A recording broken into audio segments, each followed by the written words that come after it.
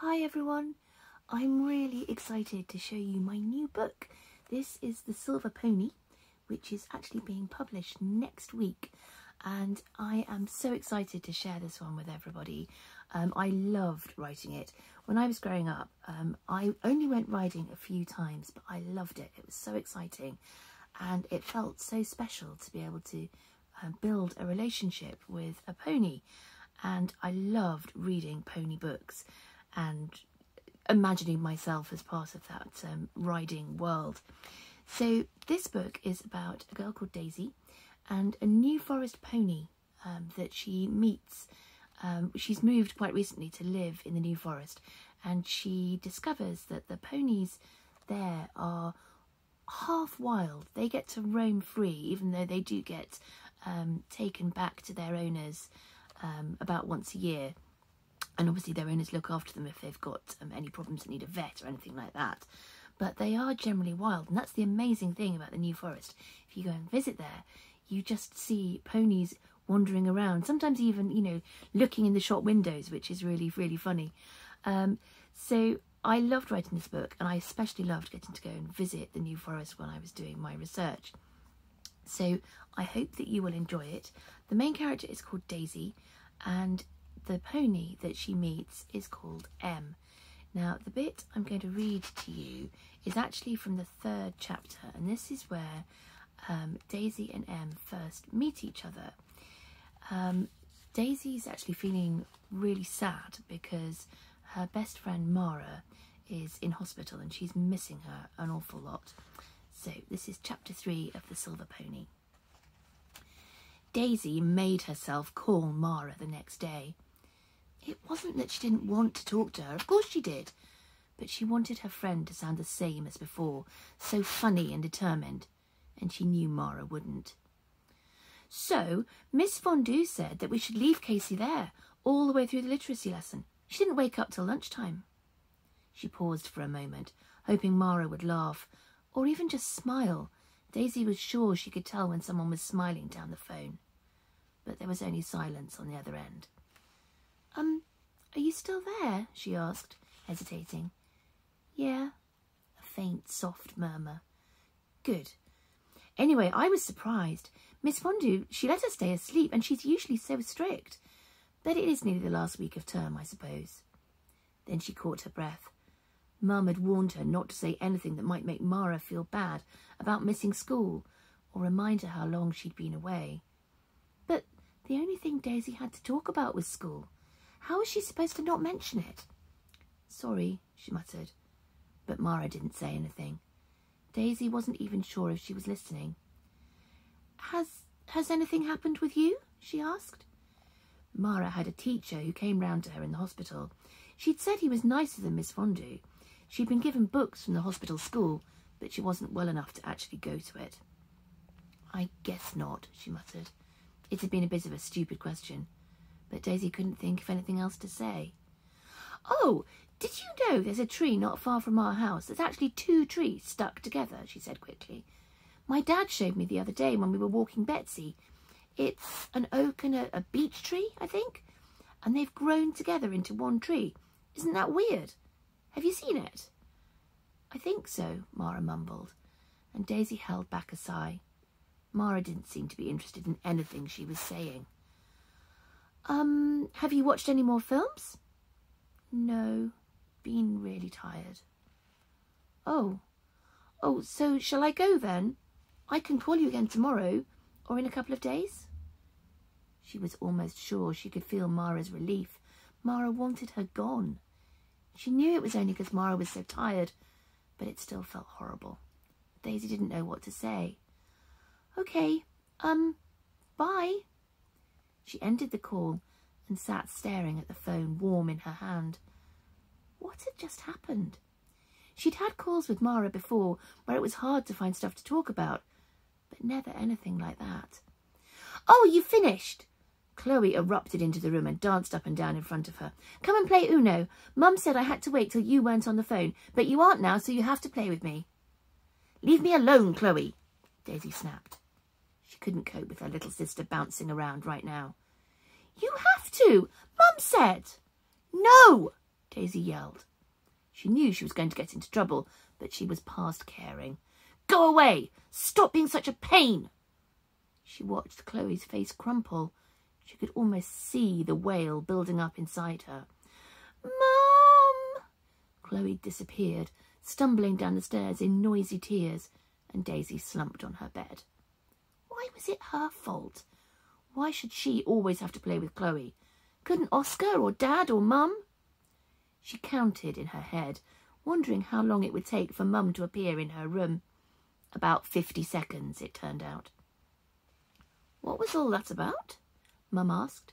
Her voice was mild, but Daisy could tell that she was annoyed. She said I had to play with her, Daisy muttered. I just didn't want to. Why do I always have to? Because she's your sister. So? Daisy? Mum glared at her and then sighed and sat down on the bed. What happened? You were talking to Mara, weren't you? Has she had bad news? Daisy stared at Mum, her eyes widening. No. What do you mean? What sort of bad news? Has Mara's mum said something to you? Mum put her arm round Daisy and squeezed her. No, it's okay. I haven't heard anything. I just wondered if that's why you were upset. I'm not upset, Daisy growled, but it wasn't worth pretending. Mum didn't say anything, and after a while Daisy whispered, I didn't know what to say to her. It doesn't feel the same talking to her. Mum hugged her tighter. It's bound to be difficult, love, and I'm sure Mara appreciates you calling, even if it doesn't really sound like it. Perhaps she's had a bad night. She needs you, you know. But what about me? Daisy wanted to shout. What about what I need? I don't have my best friend anymore, and I hate it. She couldn't say it out loud, though. Not without Mum thinking she was a selfish monster, because she was a selfish monster, thinking like that when Mara was so ill. Look, I'll take care of Chloe, Mum whispered into Daisy's hair. Keep her occupied. Maybe she can play outside with your dad, or I'll fill up the paddling pool. Do you want to stay up here or go out? It's still hot, but not nearly as bad as yesterday. You could take Betsy for a walk. Yeah, Daisy nodded, rubbing her cheek against Mum's arm. Good idea. Just her and Betsy walking through the forest. She could try not to imagine Mara dashing along in front. Mum gave her one last squeeze and stood up, and Daisy followed her wearily. She ached, but she didn't know why. She followed Mum downstairs and ignored Chloe scowling at her. Betsy bustled out from the kitchen, looking hopeful when she heard Daisy take her lead off its hook. Don't go far, Dad said, following her to the door. Take some water for both of you. Daisy nodded and held up her backpack. I've got water in here. And your phone? Have you got battery? Yes, Dad. I want to go with Daisy, Chloe moaned. You're going to help me cut the grass, Dad said, putting on a hurt face. I need you. Chloe eyed him suspiciously, but Daisy knew she loved throwing the cut grass around. She gave in after a few seconds, and Daisy let herself out of the front door, with Betsy already tugging excitedly at her lead.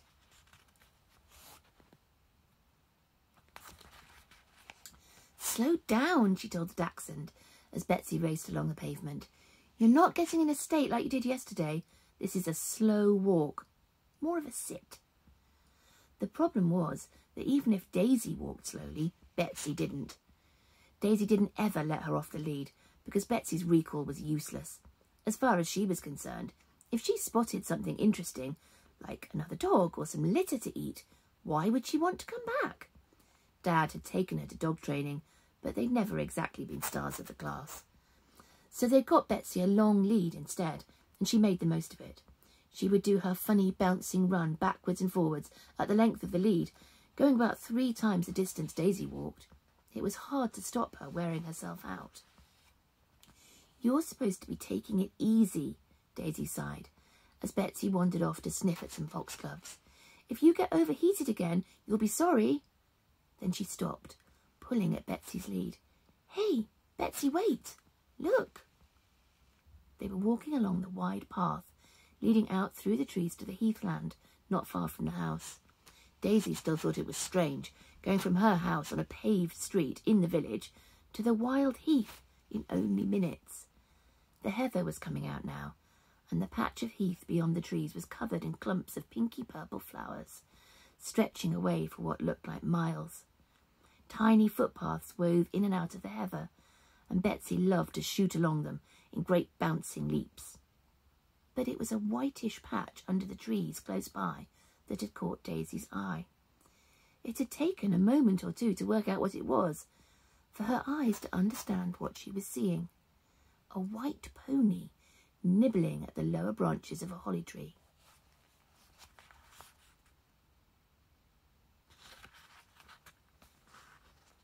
Now that she was really looking, Daisy saw that there were more of them. A chestnut pony over on the other side of the holly, and another smaller chestnut cropping a patch of grass. The smaller one didn't look like a normal chestnut, though, with its long, pale mane. Mara would know what that was called. Usually, Daisy would have admired the ponies from a safe distance and then walked on. But this time she stayed. They'd made her think of Mara. Now she'd have something to tell her about in their next phone call. She could ask Mara what a chestnut pony with a pretty blonde mane was called. "Shh," she murmured to Betsy. "Let's sit here for a bit, okay?" She crouched down by the foxgloves, stroking Betsy's head to calm her. "Good dog." Slowly, Daisy sat cross-legged on the short, warm turf, peering carefully through the tall pink flowers at the ponies. Betsy sat and panted beside her. She'd noticed the ponies too. Daisy could see her watching them, but the dachshund didn't seem to be very bothered. She'd seen ponies before, and she never tried to chase them or say hello, like she did with other dogs. It was as if she thought they were too big to be interesting. It was very soothing, listening to Betsy huffing away and watching the ponies. She could hear someone calling too, a little way off, and the faint buzz of cars on the road that ran past her house. Every so often there was a little thud as one of the ponies moved a step, or a creaking noise as they pulled at a stubborn bit of holly. At last, the two chestnut ponies shook themselves and moved on, stopping here and there to nibble a good patch of grass, and gradually disappearing out onto the heath among the heather. The white pony, except it was called a grey, Daisy remembered now. She'd argued with Mara about that because they weren't grey, they were white. This one was so pale that she looked almost silvery. She seemed to glow. The white pony stayed by the holly, gradually moving round to eat the young shoots. Dad had explained to her when they first moved here that New Forest ponies ate all sorts of things that normal ponies might not. Holly and prickly gorse. They had specially adapted mouths with thicker lips so they could manage the spiky plants. The trees here had trunks that were bare all the way up to where the ponies could reach. Beside her, Betsy yawned loudly, and the white ponies slowly turned to look at them. Daisy was sure she'd already known that they were there, but the ponies were used to people being around in the forest. This one had probably been photographed hundreds of times. She was so pretty, with her dark eyes and the messy fringe hanging over her nose. Daisy smiled to herself. Fringe wasn't right. Mara would be jumping up and down, telling her it was a forelock or something like that. But it looked like a fringe, a fair, tangled one. Actually, just like Mara's. She was trying to grow it out, and she was always pushing it out of her eyes. Daisy swallowed. She wasn't now. Mara had told Daisy about a month ago that her hair was falling out because of the treatment she was having. All that time trying to get rid of her fringe wasted. She'd been so cross about it. The pony had dark grey ears and a few darker spots dappling her chest.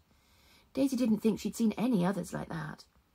Slowly, carefully, she reached into her shorts pocket for her phone to take a photo. She didn't have to say anything to Mara about the fringe. She could just tell her she'd seen this pretty pony.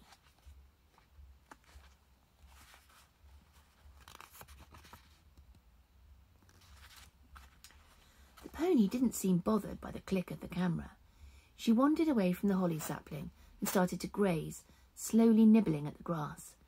but every so often she lifted her head to look back at them. The pony was just keeping an eye on Betsy, Daisy told herself. She wanted to make sure that Betsy wasn't going to dash at her and start yapping. Still, it did feel like the pony was checking on Daisy too, as if she knew something wasn't quite right, that Daisy was unhappy. Her dark eyes were so gentle when she looked over her shoulder like that. She seemed to be making sure that Daisy was okay. Daisy found herself smiling. It was silly, but she was going to carry on thinking it anyway. So I really loved thinking about the relationship between Daisy and this pony, and how much Daisy needs something special to come into her life right now when she's finding life so difficult because Mara is so ill. And I should have said before that the beautiful illustrations in this book, and you see this one of Em and Daisy, they are by James Brown, and he has just absolutely captured the relationship between Daisy and Em, and I love it. So I really hope that you enjoy reading this book too, and I'm sure I'll be making another video soon. Bye!